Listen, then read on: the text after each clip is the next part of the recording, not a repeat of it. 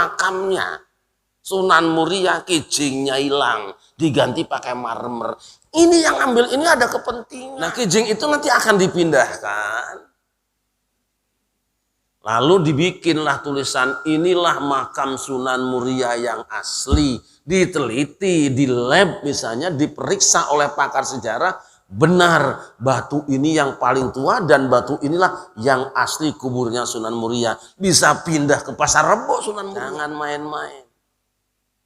Lah kalau kijingnya sudah diambil, kemudian di sini ada kuburan kucing apa ayam, tempelnya itu apa orang nggak menziarahi kucing dan ayam nanti?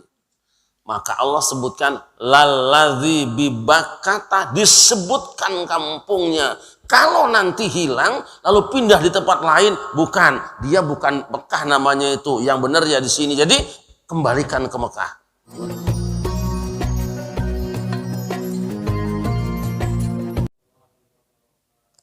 Alhamdulillah wassalatu wassalamu ala ashabihi wa man tabi'ahu wa wala. Amma ba'du. Assalamualaikum warahmatullahi wabarakatuh. Al-Fatihah.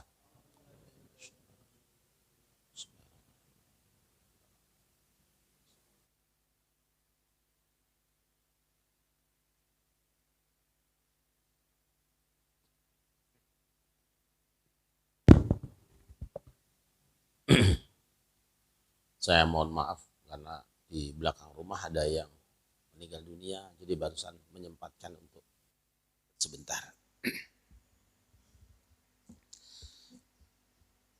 Hari ini kita akan kembali membahas dua ayat dari firman Allah di dalam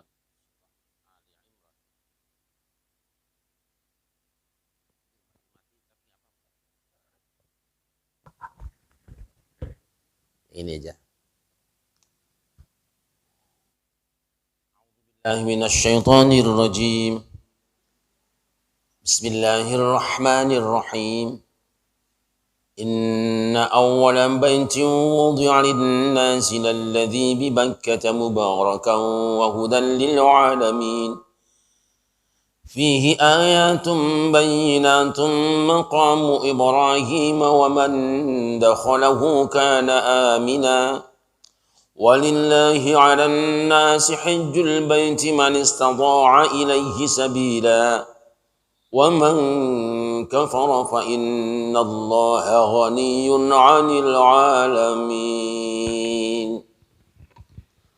A'udzu billahi minasyaitonir rajim. Bismillahirrahmanirrahim. Sesungguhnya rumah ibadah pertama yang dibangun untuk manusia ialah Baitullah yang di Bakkah atau Makkah, yang diberkahi dan menjadi petunjuk bagi seluruh alam.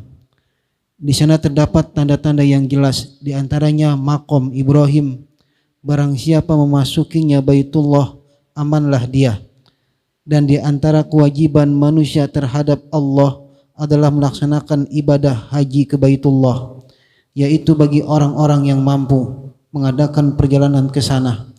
Barang siapa mengingkari kewajiban haji, maka ketahuilah bahwa Allah Maha Kaya, tidak memerlukan sesuatu dari seluruh alam. Shadaqallahul azim. Ayat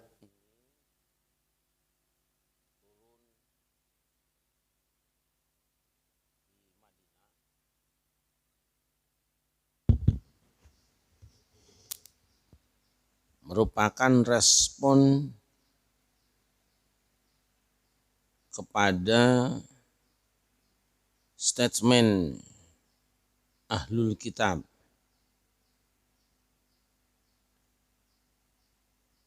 Masalahnya berawal dari ketika Rasulullah Sallallahu Alaihi Wasallam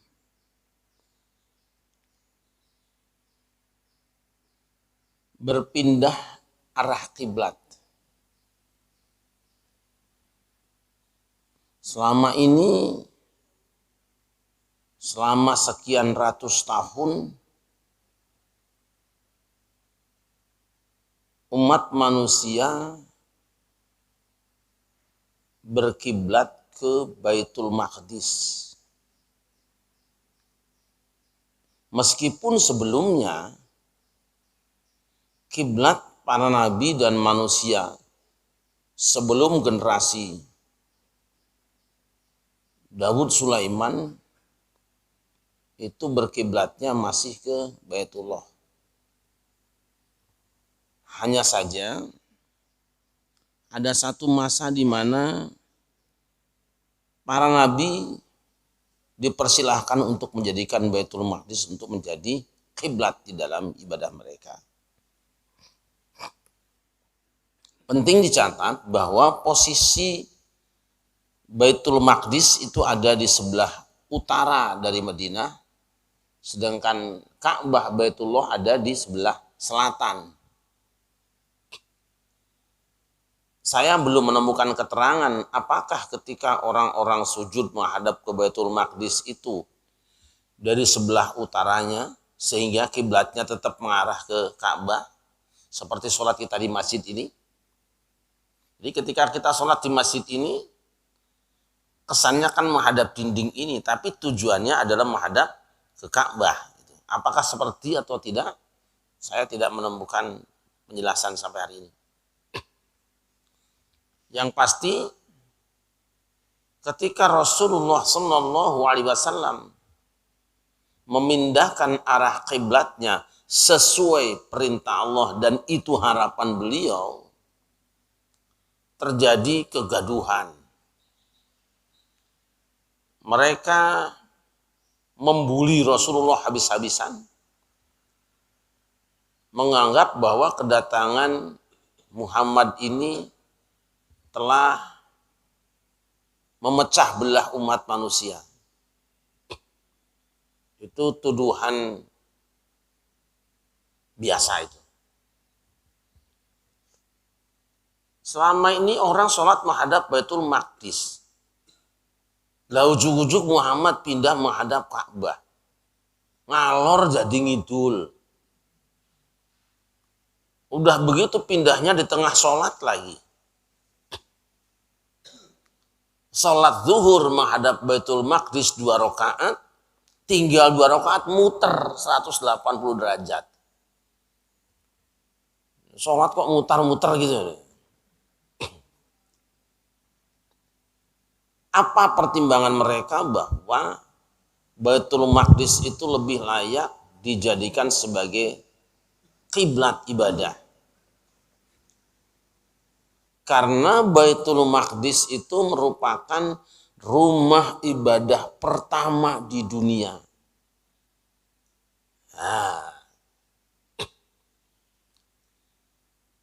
Lalu Allah menjawab,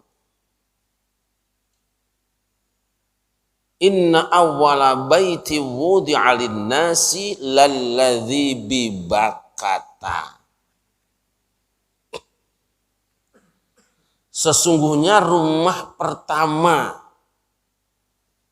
yang diletakkan di muka bumi untuk manusia beribadah kepada Allah itu yang ada di Bakkah, di Mekah.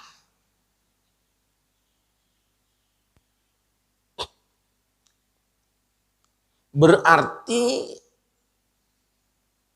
sholat menghadap Baitullah Ka'bah yang ada di Mekah itu sudah dilakukan sebelum ada orang yang sholat menghadap ke Baitul Maqdis.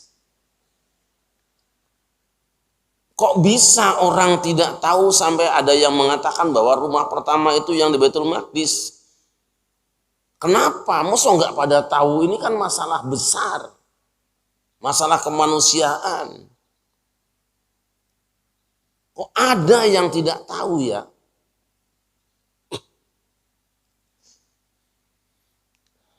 Lah menariknya di sini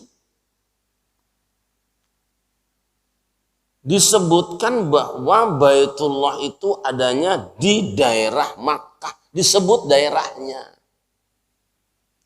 yang ada di Makkah. Karena apa? Keberadaan Ka'bah itulah yang membuat kota Mekah menjadi tambah besar. Di mana ada benda, di mana ada sesuatu di satu daerah, bisa jadi benda dan sesuatu itu akan mengangkat kebesaran daerahnya. Ini akan berhubungan dengan peristiwa selanjutnya nanti. Makanya dulu ada orang yang ingin mengindahkan Hajar Aswad ke daerah lain. Karena gara-gara inilah kemudian daerah itu menjadi ramai. Kalau Ka'bah tidak ada ya sepi. Karena ada Baitullah itu, ada Ka'bah, ada Hajar Aswad, itulah menjadi besar. Kan ada orang yang mau mencuri Hajar Aswad dulu ya. Kalau tidak salah dari grupnya Abraha juga itu, dari Yaman itu. Bukan cuma Ka'bah, bukan cuma Hajar Aswad, jasad Rasulullah pun akan dicuri. Karena apa? Ini Madinah jadi ramai begini gara-gara ada jasad Rasulullah. Jadi jangan kaget kalau nanti ada orang yang melihat apabila ada satu situs sering dikunjungi orang, apakah itu kijing kuburan wali, nanti kijingnya dicuri dipindahkan ke tempat lain. Ini sudah biasa. Ya. Oleh karena itu orang yang beriman waspada, jangan iya-iya aja. Kalau ada makam bersejarah, ada situs bersejarah, diganti, direnovasi yang lebih besar, jangan oh aja. Kamu kudu teliti. Nah, terakhir berita yang sampai ke saya, makamnya Sunan Muria kijingnya hilang, diganti pakai marmer. Ini yang ambil, ini ada kepentingan. Baru tadi malam saya bahas dengan beberapa kiai, langsung dengan cucunya Sunan Muria, memang sudah hilang kijingnya. Nah, kijing itu nanti akan dipindahkan.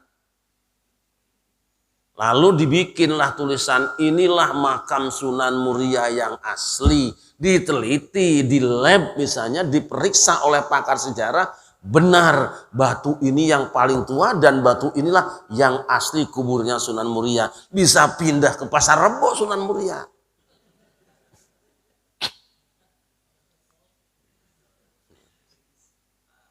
Paham ya? Bahkan gebyok yang dari Pakubuwono 10 di kuburan Sunan Muria sudah hilang juga. Saya beberapa bulan lalu ketika ceramah di Sidoarjo disamper sama keluarga dari Sunan Ampel. Para jamaah yang di situ, saya langsung ke kuburan Sunan Ampel, kaget saya. Loh, setahu saya dari dulu saya ziarah bukan ini kuburannya. Ya ini kuburannya, bukan saya bilang. Ini marmer. Sunan Ampel itu biasa kijing batu biasa dulu dan pendek, rupanya sudah diganti. Jangan main-main. Lah kalau kijingnya sudah diambil, kemudian di sini ada kuburan kucing apa ayam, tempelnya itu apa orang nggak menziarahi kucing dan ayam nanti? Maka Allah sebutkan lalladzi bibakata, disebutkan kampungnya. Kalau nanti hilang lalu pindah di tempat lain, bukan, dia bukan Mekah namanya itu, yang benar ya di sini. Jadi kembalikan ke Mekah. Maka pencurian kijing kuburan harus dicari, dilacak, ambil, kembalikan ke tempatnya. Karena itu berhubungan dengan sejarah perjuangan dan dakwah para wali. Nek kijing sampean diambil nggak ada masalah. Apalagi ini sudah berhubungan dengan situs bersejarah. Sudah ada masuk dalam apa namanya perundang-undangannya ya, apa namanya kalau ada tempat bersejarah kemudian ya situs ya. Jangan dianggap enteng. Maka adalah bodoh kalau manusia ada yang mengatakan bahwa biasa saja. Kuburan siapapun dibongkar enggak apa-apa, diganti yang lebih bagus, yang penting kan namanya masih ada. Nah ini kebodohan. Makanya ketika akan mengganti kubah masjid di Pulau Natuna, waktu itu saya ceramah di sana. Samping ada gereja, di sini ada Pulau Natuna. Bulan puasa saya ceramah di sana. Itu kubahnya pada bocor. Ngobrol dengan para pengurus, katanya kubahnya akan diganti dengan yang baru. Tunggu dulu, saya bilang. Ini masjid didirikan pada zaman kerajaan Melayu Delhi. Sudah ratusan tahun, sudah cagar budaya kalau sekarang ya. Jangan dibongkar, saya bilang, jangan diganti. Loh kenapa? Ini sejarah. Gerejanya lebih muda, ini lebih tua. Kalau ini dibongkar nanti orang akan menyimpulkan bahwa gereja lebih tua daripada masjid.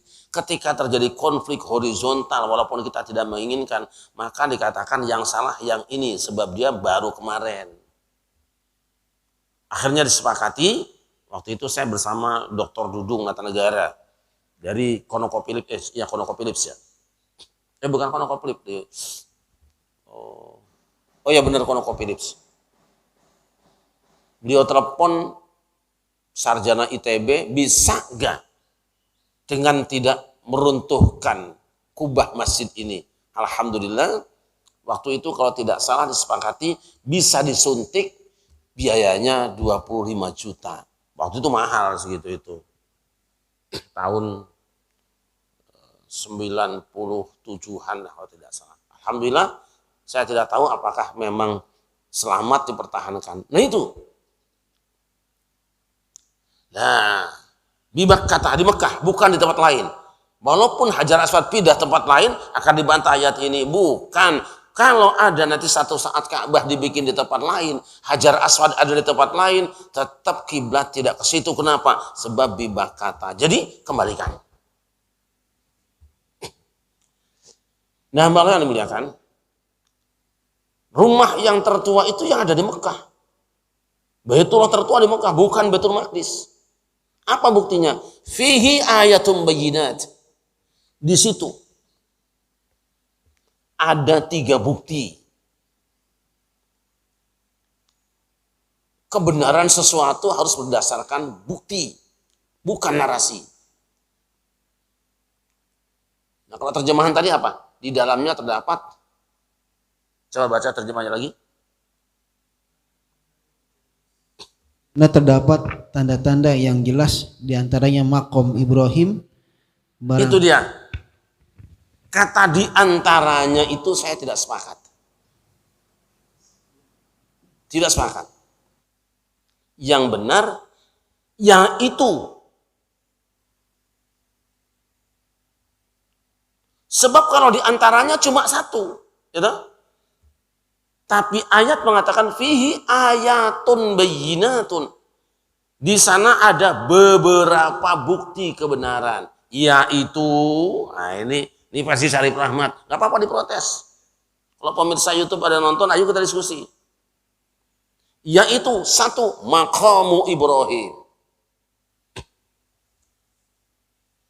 Bukti bahwa Baitullah yang di Makkah, Ka'bah lebih tua daripada masjid yang di Baitul Maqdis, adanya maqamu Ibrahim. Bukan makam kuburan.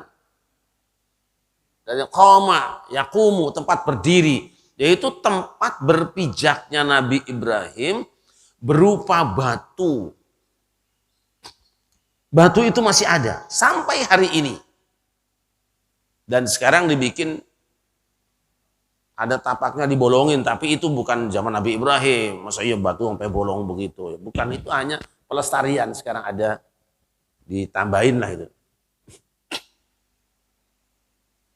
Ini bukti. Situs, artefak. Yaitu batu tempat Kanjeng Nabi Ibrahim berdiri ketika menyerukan orang supaya naik haji. Kalau sekarang mah podium lah begitu ya, gitu. Tempat berpijak. Ini bukti bahwa Baitullah lebih tua daripada Baitul Maqdis. Tapak kaki Nabi Ibrahim, situsnya masih ada. Maka merawat situs-situs bersejarah itu disyariatkan. Supaya tidak ada pemalsuan sejarah. Tadi pentingnya situs. Nah, kenapa disebut bahwa ini merupakan petunjuk bahwa Ka'bah lebih tua daripada Baitul Maqdis? Karena berarti tempat itu tempat berpijaknya Nabi Ibrahim. Sedangkan Baitul Maqdis itu ada pada zaman Daud dan Sulaiman. Daud dan Sulaiman itu jauh di bawah Ibrahim. Coba yang masih hafal Aqidatul Awam. Hum Adamun Idrisun Nuhun Huduma Soleh wa Ibrahimu kullun mutaba. Ayo terus. Kalau santri Ummul Qura baru masuk 1 bulan harus sudah hafal itu.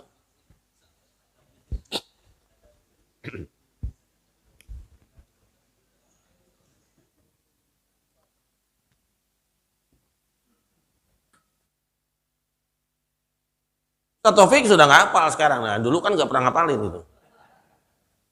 Hum Adamun Idrisun Nuhun Huduma Soleh wa Ibrahimu kulun mutaba. Terus Lutun wa Ismailu Ishakun kada Yaqubu Yusufu wa Ayyubu ada Shu'aibu Harunu wa Musa wal Yasa Zulkifli Daudu Sulaimanu Taba Ilyasun Yunusun Nusuk Zakaria Yahya Isa wa Toha Khotimun Da'oya Muhammad. Ini 1, 2, 3, 4, 5, 6, 7, 8, 9, 10,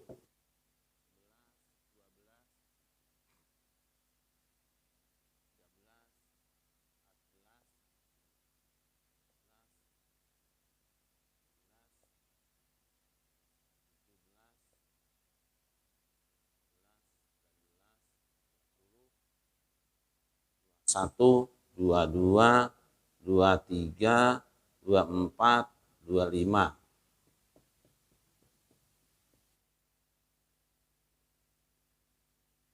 Nah, jadi Baitullah yang di Mekah itu sudah ada. Katakanlah dibangun pada zaman Nabi Ibrahim, katakanlah. Itu pun sudah kuat. Tapi sebetulnya ada sebelumnya. Kenapa? Ibrahim mengatakan, Inni askantu min dzurriyyati biwadin ghairi dzi zar'in 'inda baitikal muharram. Aku menempatkan sebagian turunanku di satu lembah yang tidak ada tumbuhannya dekat Baitullah Muharram, rumahmu yang dimuliakan. Jadi Baitullah sudah ada zaman Nabi Ibrahim dan dia sudah ada sejak zaman Nabi Adam. Nah, lihat di sini. Ibrahim Nabi yang ke-6. Sekarang Daud Sulaiman 18, 19. Jauh sekali jaraknya.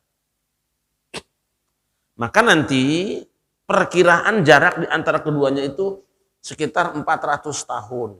Jadi lebih dahulu. Ini saja satu bukti sudah menunjukkan bahwa Mekah lebih tua daripada Palestina, Baitul Maqdis.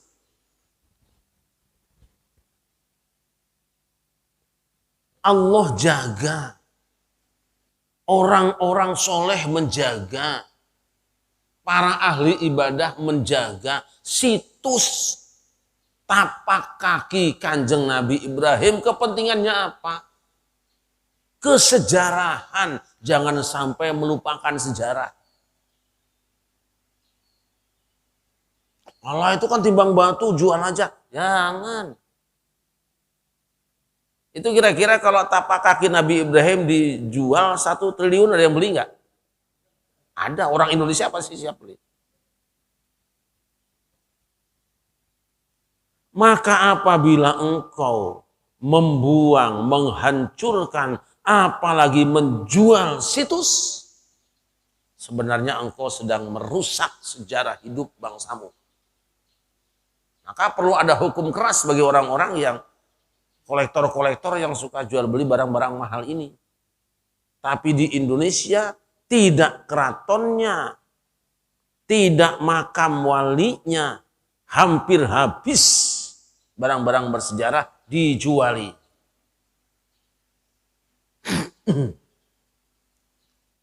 Sallallahu alaihi Muhammad.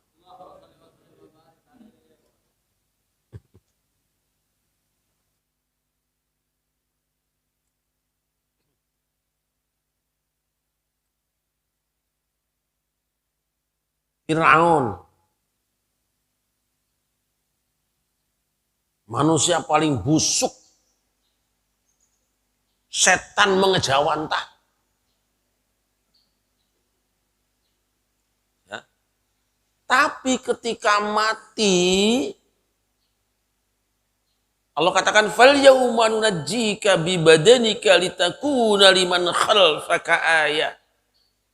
Hari ini fisikmu aku selamatkan.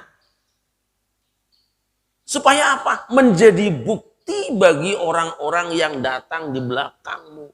Generasi belakang akan mempercayai kebenaran firman Allah bahwa Fir'aun itu pernah ada. Lah ini buktinya. Gak dihancurkan. Jangan ngomong, hancurkan aja nanti orang musyrik. Itulah pikiranmu yang musyrik. Tidak ada orang nyembah Fir'aun. Ada. Malah yang datang mencaci maki ini. Dia nih brengsek nih. Godoyong Fir'aun. Nggak ada. Jadi terlalu sempit kalau ada orang mengatakan bahwa melestarikan sejarah atau situs itu takut musyrik. Terlalu sempit pikiranmu. Nggak ada orang musyrik.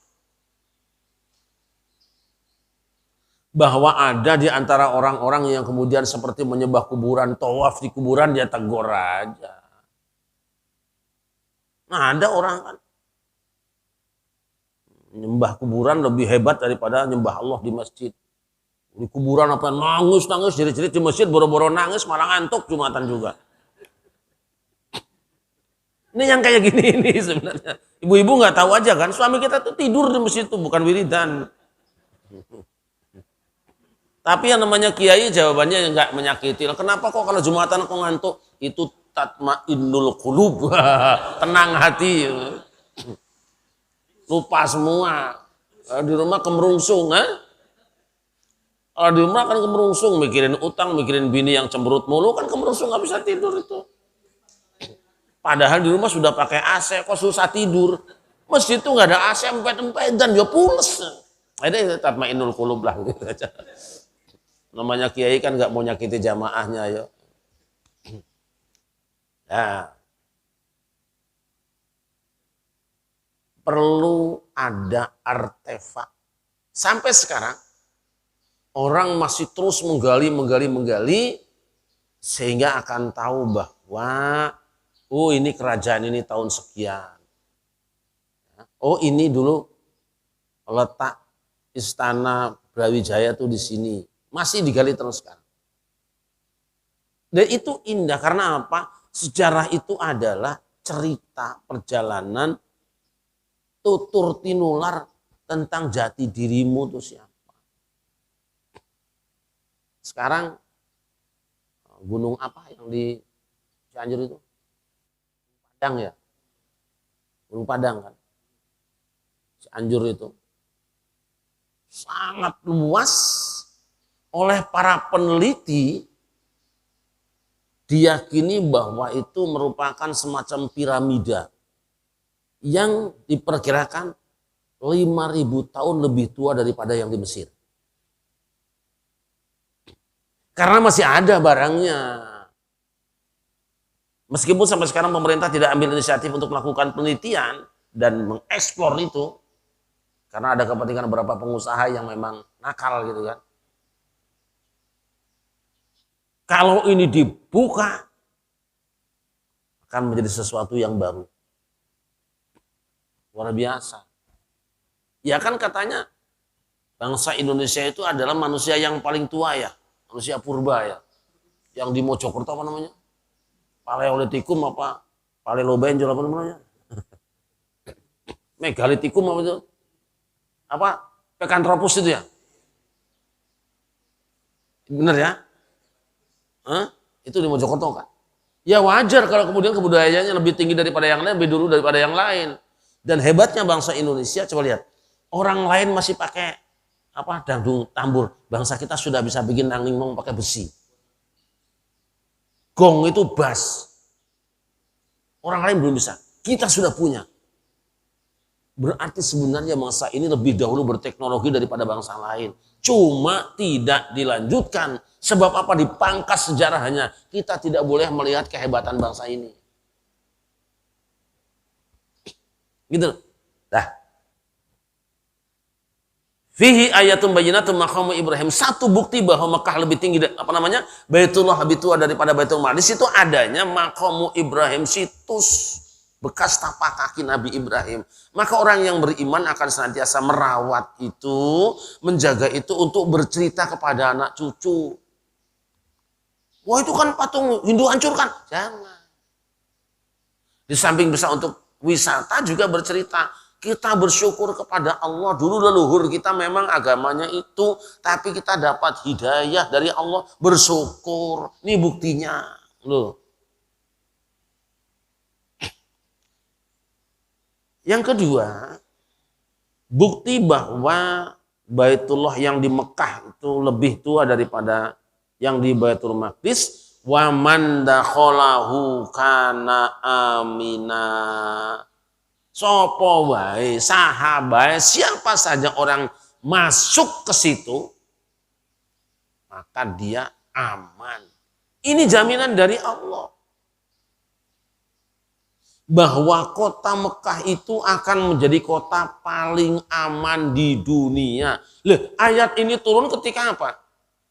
Ketika Rasul tidak boleh masuk Mekah loh. Tapi ayat mengatakan aman nanti juga. Ini kota paling aman. Rasul mau haji aja nggak boleh. Ketika beliau sedang dicekal, sedang dihalang-halangi, tidak boleh masuk kota Mekah, turun ayat ini. Artinya apa? Ah itu sementara saja. Wong intinya Mekah itu kota paling aman. Tidak ada kota di dunia yang lebih aman dari Mekah sampai hari ini, tidak ada. Saking amannya Gusti Allah Subhanahu wa taala membuat undang-undang manusia. Orang yang berihram tidak boleh nangkap binatang, nyabut pohon-pohonnya supaya aman. Itu peraturan Allah itu. Masuk situ jangan main cabut, jangan main tangkap, jangan sembelih. Hebatnya itu Mekah. Nah, yang belum pernah masuk kota Mekah nggak akan tahu, cukup saja bersedih dulu lah.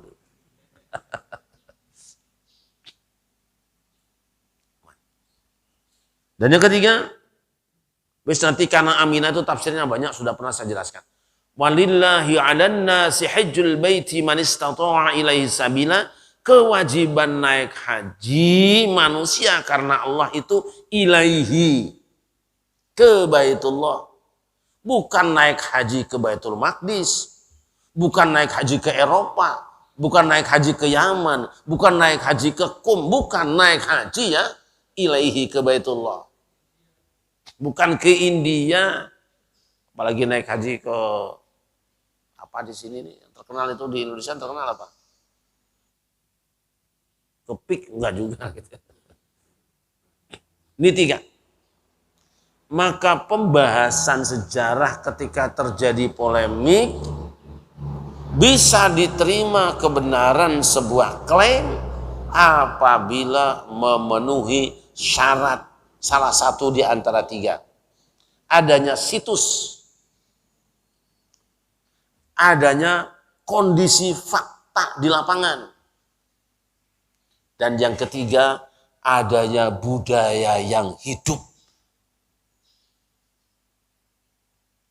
Oh, kalau begitu berarti mempelajari antropologi itu penting. Yes. Berarti bicara sosiologi itu perlu, benar. Berarti bicara tentang situs dan artefak itu sesuatu yang tidak bisa dihindari, tepat sekali. Maka kaum muslimin yang tidak memperdulikan 3 ilmu ini, dia akan dilibas oleh sejarah dan satu saat sejarah dirinya akan hilang. Karena apa? Bisa ditukar dengan sejarah bikinan orang. Nah itu aja. Nah puncaknya waman kafaro. Jadi terjemahnya apa? Dan barang siapa? Barang siapa mengingkari kewajiban haji, maka ketahuilah bahwa Allah Maha Kaya, tidak memerlukan sesuatu dari seluruh alam. Itu terjemahan itu juga tambahan.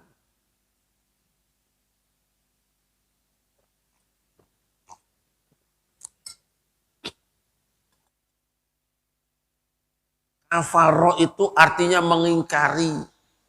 Lawannya amanah, percaya. Kata kafaro tidak selamanya diartikan berarti keluar dari agama atau kafir dalam pengertian kita. Untuk memaknai apa makna kafaro di situ, lihat rentetan pembicaraannya. Nah, kafaro di situ oleh Kementerian Agama diartikan dengan kafir karena tidak melaksanakan ibadah haji, ya kan? Ayo kita lihat. Kita kan sudah bicara tentang bukti bahwasanya Makkah lebih tua daripada Baitul Maqdis. Buktinya berapa? 3. 1, Maqam Ibrahim. 2, waman dakhalahu. Yang ketiga, walillahi 'alan nasi hajjul baiti. Alat bukti sudah cukup. 3 ini. Barang siapa yang mengingkari, barang siapa tidak percaya, yang dimaksud percaya apa?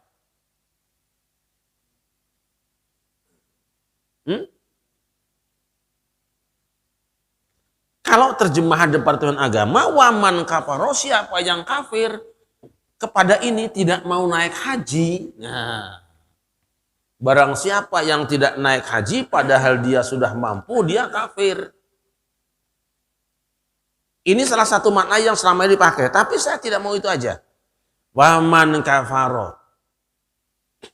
Barang siapa yang mengingkari bukti-bukti ini dan masih kekeh mengklaim bahwa Baitul Maqdis lebih tua daripada Baitullah di Makkah Al-Mukarramah, Allah tidak butuh kepada seluruh alam. Siapapun orang membantah ini, nolak ini, setelah ada argumen yang kuat ini, kenapa disebut kafaro? Karena memang itu kelakuan orang kafir. Kalau orang beriman ada bukti kan percaya aja. Siapa yang mengingkari kebenaran fakta ini, bahwa Baitullah lebih tua daripada Baitul Maqdis, setelah kami tunjukkan 3 hujahnya, 3 argumennya, berupa artefak, berupa perundang-undangan yang hidup, berupa tradisi yang masih berjalan dalam bentuk ibadah sampai hari ini, 3 ini tidak meyakinkan dia untuk berpindah pikiran bahwa Ka'bah lebih tua daripada Baitul Maqdis. Sudah, Allah tidak ngurusin dia. Allah argumennya tidak butuh bantuan siapapun. Jadi argumen ini Allah mandiri menjelaskannya. Rasul sendiri tidak tahu asalnya. Bahkan orang Baitul Maqdis saja tidak tahu, lupa dengan sejarahnya. Bahwa Mekah dari dulu sudah jadi kiblat manusia. Lupa mereka, atau pura-pura lupa karena ada kepentingan ekonomi kan. Sejak Islam datang itu sepi Baitul Maqdis, kalah dia. Secara ekonomi kalau sekarang misalnya masih ada di sana kayak apa? Pusat duit terbesar di dunia, putaran duit terbesar di dunia, walaupun bukan bentuk pasar, adalah Mekah. Doa Nabi Ibrahim apa? Warzuq ahlahu minas samarati man amana minhum billahi wal yaumil akhir. Ya Allah, penduduk Makkah ini anugerahi buah-buahan. Lah pohon nggak ada di sana. Tapi buah apa yang tidak ada? Saya waktu naik haji dulu pengen nyari apa namanya ikan gabus, ada. Nyari pare, ada. Masya Allah. Nabi Ibrahim minta buah-buahannya, bukan pohonnya. Memang tidak ada pohon. Tapi buah apa yang nggak ada?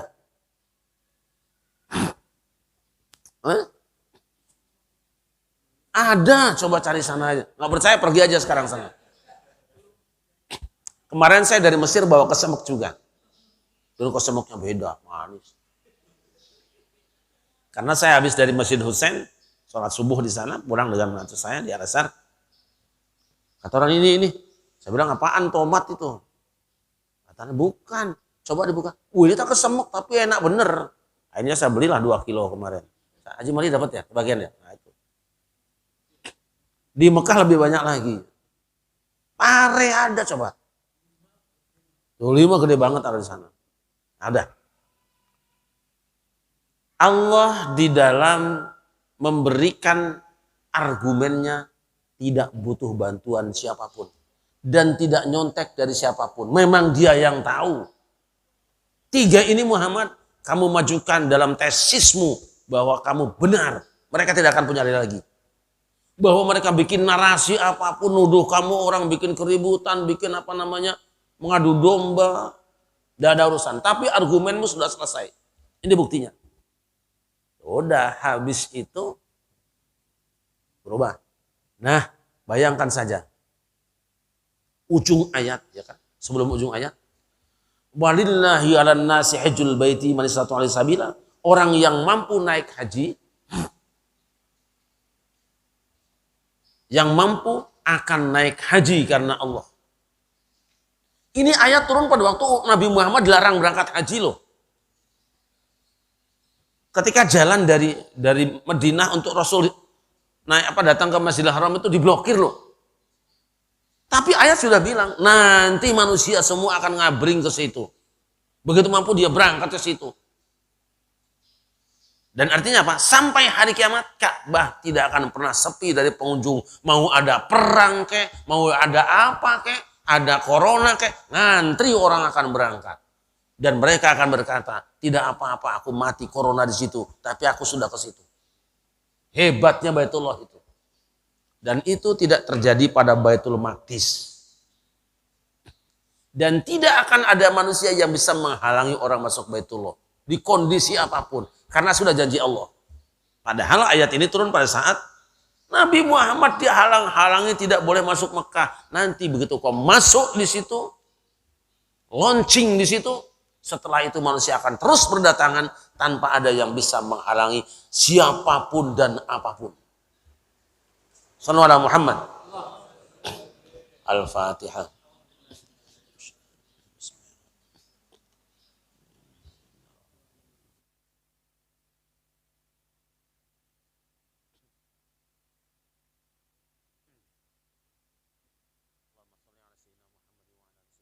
Sayyidil awwalin wal akhirin wasallam radhiyallahu tabaraka wa ta'ala an kulli sahabati Rasulillah ajma'in. Alhamdulillah hamdan yuwafi ni'amahu wa yukafi wasilah. Ya Rabbana lakal hamdu kama yanbaghi li jalali wajhika wa 'azimi sultanik. Rabbana la tuzigh qulubana ba'da idh hadaytana wa hab lana min ladunka rahmatan innaka antal wahhab. Rabbana innaka jami'un nasi li yawmin la raiba fihi innallaha la yukhlifu al-mi'ad. Rabbana atina fid dunya hasanatan wa fil akhirati hasanatan wa qina adzabannar. Wa sallallahu ala sayyidina Muhammadin wa ala alihi wa sahbihi wa baraka wa sallam. Bi fadli subhana rabbika rabbil izzati amma yasifun. Wa salamun alal mursalin walhamdulillahi rabbil alamin. Assalamualaikum warahmatullahi wabarakatuh.